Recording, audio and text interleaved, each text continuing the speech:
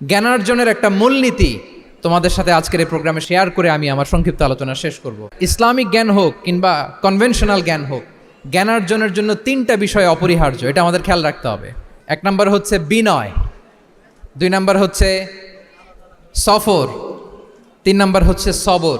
এবার আমি জিজ্ঞেস করি, তোমাদের মুখ থেকে আমি শুনতে চাই, বলো জ্ঞানার্জনের জন্য অপরিহার্য বিষয় কয়টা?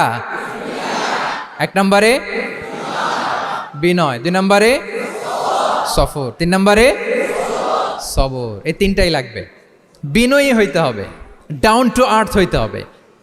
বিনয়ী না হলে, মুতাওয়াদে না হলে আল্লাহ তাআলা এলেমের নূর দিয়ে ওই ব্যক্তিকে ধন্য করেন না। বিনয়ী হইতে হবে। বলা যাবে না যে আমি সব শিখে ফেলছি, আমি সব জানি, আসলে কিছুই জানি না, আসলে কিছুই জানি না। অনেক পড়াশোনা করার একটা বড় সুবিধা হচ্ছে আমি যে কিছুই জানি না এটা জানা যায়। যারা অনেক পড়াশোনা করে, গভীর জ্ঞান অর্জন করে, অনেক পড়াশোনা করার একটা বড় ফায়দা হচ্ছে যে এটা জানা যায় সব শেষে যে আমি কিছুই জানি না। আবুন নাওয়াস একটা চমৎকার কবিতা লিখেছেন। উনি বলেছেন, ফাকুল্লিমা ইয়াদ্দাঈ ফিল ইলমি ফালসাফাতান হাফিজতা শাইআন ওয়া গাবাত আনকা আশিয়াউ। যে বলে যে আমি সব জানি, তুমি তার বৃদ্ধাঙ্গুলি দেখিয়ে বলা তুমি কিছুই জানো না, তুমি অল্প কিছু জেনেছো। মহাবিশ্বের অনেক রহস্য তোমার কাছে এখন অধরা, এখনো অধরা, অজানা। ওয়া ফাওকা কুল্লি যী ইলমিন আলিম। জ্ঞানীর উপরও জ্ঞানী আছে, জাননেওয়ালার উপরও জাননেওয়ালা আছে। তাহলে বিনয় যেন আমাদের পোশাক হয়, আমরা যেন বিনয়ী হই।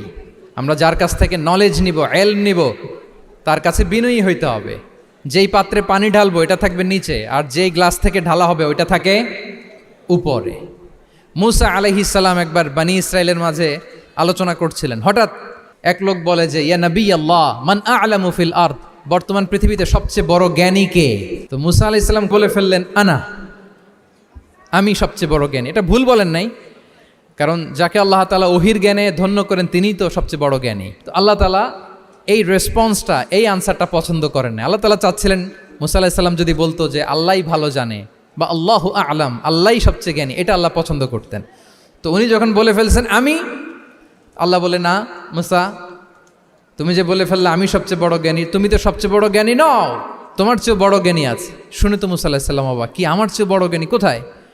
আল্লাহ বললেন, ইযহাব ইলা মাজমাইল বাহরাইন, দুই সাগরের মিলনস্থলে যাও, ওখানে আমার এক বান্দা আছে ইসমুহু খাদির। ওই খাদির, যারে আমরা বাংলায় খিজির বলি আর কি, এই খিজির তোমার চেয়েও জ্ঞানী। আল্লাহু আকবার। আপনারা সূরা কাহাফের তাফসীর পড়লে জানতে পারবেন। গেলেন, নৌকার মধ্যে বসা, হঠাৎ একটা চড়ুই পাখি এসে সাগরের পানি খাচ্ছে। অনেক, to make the long story short, বড় স্টোরিকে আমি ছোট করে বলছি। দুইজন নৌকায় বসা, একটা চড়ুই পাখি এসে সাগরের পানি খায়। তো খিজির আলাইহিস সালাম বললেন, মুসা, চড়ুই পাখিটা দেখতে পাচ্ছ? মুসা আলাইহিস সালাম বললেন, হ্যাঁ দেখতে পাচ্ছি। চড়ুই পাখি যে পানি খেলো এইমাত্র, এটা দেখেছো? হ্যাঁ দেখেছি। পানি খাওয়ার কারণে চড়ুই পাখির চঞ্চুতে, মানে ঠোঁটে যে একটু সাগরের ছিটে ফোটা পানি লেগেছে, দেখেছো? মুসা আলাইহিস সালাম বললেন, হ্যাঁ দেখেছি। তো খিজির আলাইহিস সালাম বললেন, এই যে সাগর থেকে, মহাসাগর থেকে পানি খাওয়ার কারণে চড়ুই পাখির ঠোঁটে সামান্য সাগরের ছিটে ফোটা পানি যতটুকু ঠোঁটে লেগে আছে, এটা হচ্ছে তোমার, আমার আর মহাবিশ্বে আমরা যারা আছি সবার জ্ঞান। আর এই পড়ে থাকা মহাসাগরের পানি হচ্ছে আল্লাহর জ্ঞান। চড়ুই পাখির ঠোঁটে লাগা পানি তোমার, আমার আর পৃথিবীর সবার, আমাদের যে জ্ঞান আল্লাহ দিয়েছেন এটা। আর মহাসাগরের পানিগুলো কার জ্ঞান? ওয়ামা উতীতুম মিনাল ইলমি ইল্লা কালিলা। আল্লাহ বলেন, একেবারে একেবারে ভেরি লিটল, যত সামান্য জ্ঞান দিয়ে আমি তোমাদেরকে দুনিয়ায় পাঠিয়েছি। এজন্য আমি সব জানি, এটা আজকে থেকে আমরা আর বলবো? আমার শিক্ষার্থী বন্ধুরা নয়েজ করো, বলো আমরা বলবো আল্লাহু আ'লাম। আল্লাহ ভালো জানেন। সাহাবাদের এই বৈশিষ্ট্য ছিল, ওনারাও বলতেন আল্লাহু ওয়া রাসূলুহু আ'লাম, আল্লাহ এবং আল্লাহ রাসূল ভালো জানেন।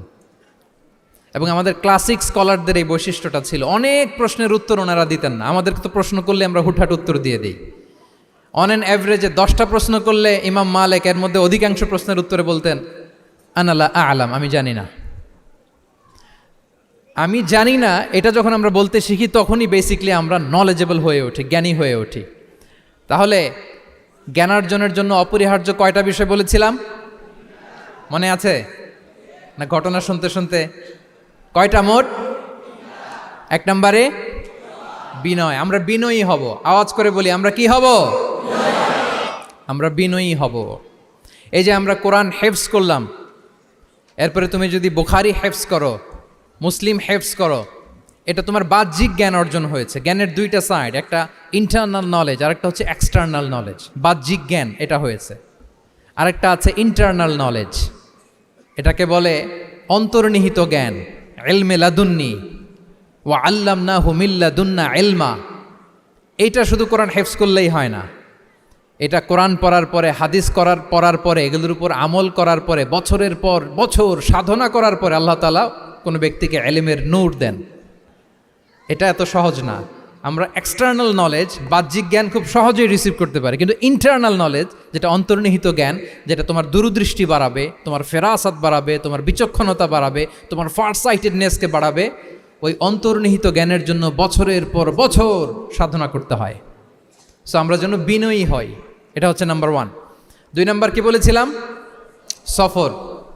ফানজুরু কাইফা কানা আকিবাতুল মুকাজ্জিবিন। আল্লাহ বলে সফর করো, সিরু ফিল আরদ, ট্রাভেল করো। ট্রাভেল করলে তোমার চোখ খুলে যাবে। তুমি যদি পেট্রাতে যাও, জর্ডানের পেট্রায়, তোমার চোখ খুলে যাবে। তুমি যদি ফেরাউনের লাশ দেখে আসো, তুমি অবাক হয়ে যাবে। তুমি যদি জর্ডানের ডেড সি ঘুরে আসো, তুমি অবাক হয়ে যাবে। 1000টা বই পড়ে তুমি ওই জ্ঞান অর্জন করতে পারবে না, যেই জ্ঞান তুমি ট্রাভেলিং করে অর্জন করতে পারবে। তাহলে ভ্রমণ করতে হবে। আর 3 নম্বরে কি বলেছিলাম? সবর, মানে হার্ড ওয়ার্কিং হইতে হবে।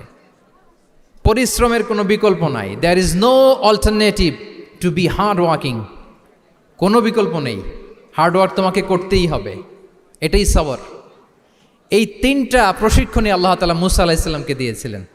লম্বা ঘটনা, তিনি খিজির আলাইহিসসালামের সাথে সফরও করেছেন, ওনার কাছে যে বিনয়ী হয়েছেন, তারপরে বারবার উনি ধৈর্যহারা হয়ে যাচ্ছিলেন, আল্লাহ ধৈর্যেরও পরীক্ষা নিয়েছেন। তাহলে বিনয়, সফর এবং সবর, এই 3টা জিনিস জ্ঞান অর্জনের জন্য অপরিহার্য।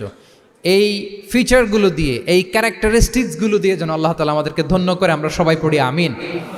আমরা আল্লাহর কোরআনকে যেভাবে হৃদয়ে ধারণ করতে পেরেছি, আমরা যেন কোরআনের তাদাব্বুরের মধ্য দিয়ে, কোরআনের রিফ্লেকশনগুলোর সাথে নিজেদের অ্যাটাচমেন্ট বাড়ানোর মধ্য দিয়ে আলোকিত মানুষ হতে পারি। আল্লাহ তাআলা আমাদেরকে তৌফিক দান করুক। আমি আবারও তানজিমুল উম্মাহ ফাউন্ডেশনকে অন্তরের অন্তঃস্থল থেকে শুভেচ্ছা জানিয়ে, এবং তোমাদের যে এই চমৎকার সাফল্য, এই সাফল্যর ধারাবাহিকতা কামনা করে, তোমাদের জন্য প্রাণ ঢালা অফুরান দোয়া এবং ভালোবাসা রেখে আমার সংক্ষিপ্ত আলোচনা এখানেই শেষ করছি। আল্লাহ তাআলা আমাদের সবাইকে কথাগুলো বোঝার ও আমল করার তৌফিক দান করুক। হাদা মা ইনদি ওয়াল ইলমু ইনদাল্লাহি আলাইহি তাওয়াক্কালতু ওয়া ইলাইহি উনীব। আসসালামু আলাইকুম ওয়া রাহমাতুল্লাহি ওয়া বারাকাতুহু।